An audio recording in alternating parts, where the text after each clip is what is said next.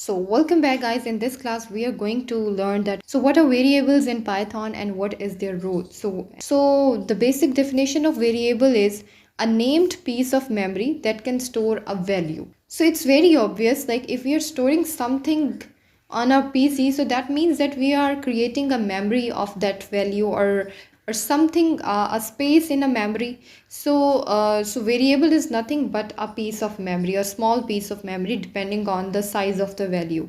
So how we can use this variable? So we can compute an expression result, and then we store that result into a variable, and then we can use that variable later in the program.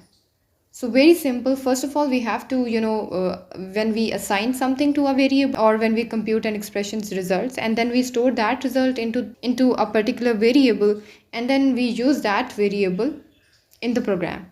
Okay, now let's do an example. Like x is equals to 5.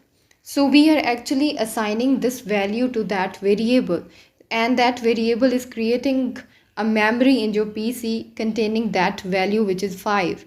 And now we are computing an expression which is x is equals to x plus 4.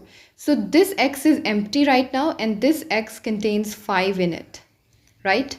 And 5 plus 4, which is equals to 9. So right now the value of x is 9, which is stored in another memory. So this is all about variables. It's very simple. Just you have to assign a value to a variable. That variable will create a memory, and then you have to compute an expression that the result of that expression will also store to the variable, and that will create another memory in the in your PC. This is all about variable. I hope you understand this topic very well. So see you in the next lecture.